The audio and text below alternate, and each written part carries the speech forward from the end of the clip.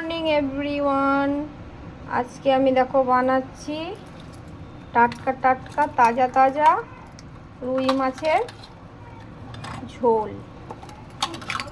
আর এখন আমি লবণ হলুদটা মাখিয়ে নিচ্ছি। আর এদিকে হবে গলদা চিংড়ি। এবার আমার তেলটা হয়ে গেছে গরম, আর মাছটা এবার আমি একটা একটা করে ভেজে নেব।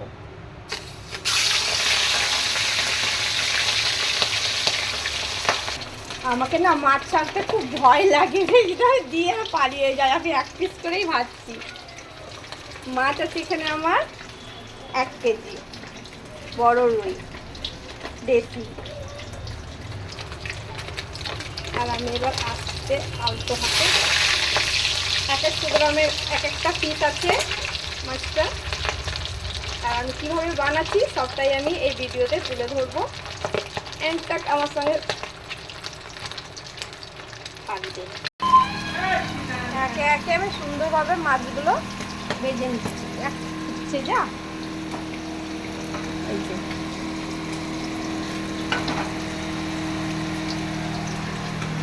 এখনো হয়নি, কমপ্লিট চলছে। রুই মাছটা আমার ভাজা হয়ে গেছে সমস্ত।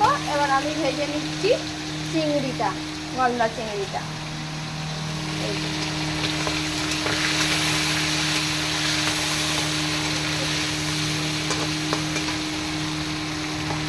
গলদা চিংড়িটা আছে আমার 500 গ্রাম মতন। আর আমি ওর মধ্যে মশলা দেব চিনিয়া বাদাম,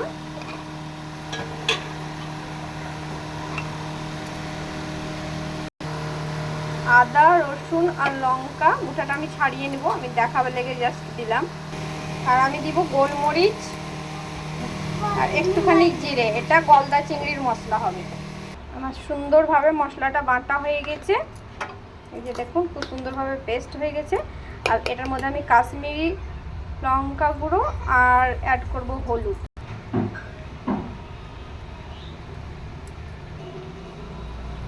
আমার তাড়াহুড়া হবে সেজন্য আমি এটার সঙ্গেই একসঙ্গেই অ্যাড করে নিচ্ছি। মাছ ভাজার যা তেলটা ছিল আমি ওর মধ্যে একটু গরম মশলা দিয়ে দিচ্ছি।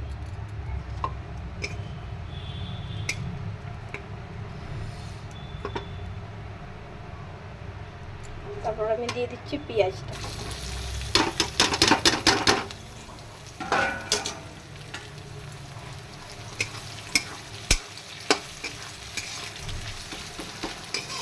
সুন্দর করে আমি ব্রাউন করে লাল লাল করে পেঁয়াজটা ভাজবো, তারপরে এই মশলাটা দিব।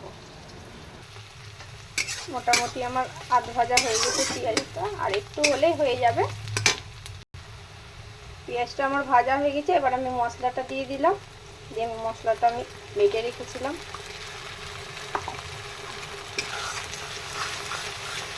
সুন্দর করে কষিয়ে নিব।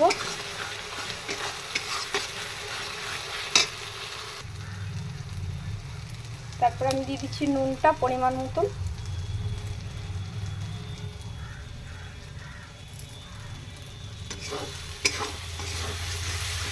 সুন্দর করে এবার একটু কষিয়ে নিই।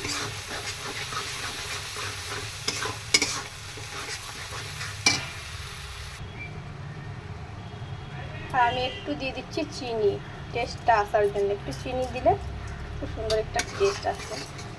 আর যেহেতু আমি বাদাম দিয়েছি সেই জন্য আমি বারবার এটাকে লড়াচ্ছি, তো বাদামটা তলে লেগে যাবে সেই জন্য। এবার আমি একটু 5 মিনিট থালা দিয়ে ঢেকে মশলাটাকে কষবো।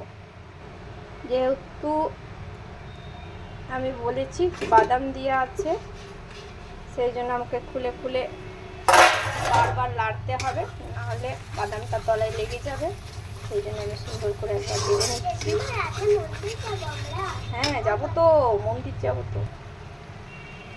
মশলাটা আমার হয়ে এসেছে, তেল ছাড়ছে মানে হয়ে এসেছে।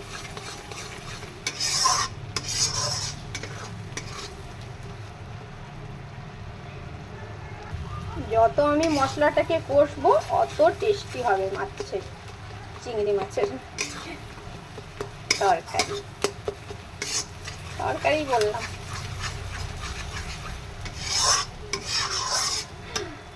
সুন্দরভাবে এবার আমার কষানো হয়ে গেছে। এবার আমি জলটা দিয়ে দিচ্ছি, হালকা পরিমাণে জল দেবো, বেশি দেবো না, যেহেতু গায়ে মাখা মাখা করবো।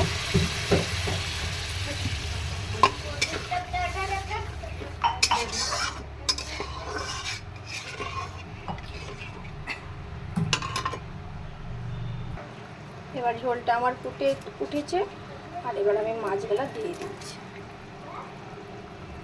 গলদা চিংড়িগুলো আমি দিয়ে দিলাম।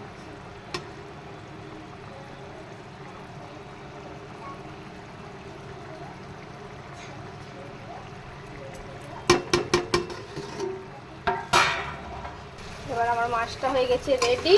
এবার আমি একটু ঢেলে নিব। কি সুন্দর, 5 মিনিট ঢেকে রেখে দিলে আর কালার চলে করে দিলাম।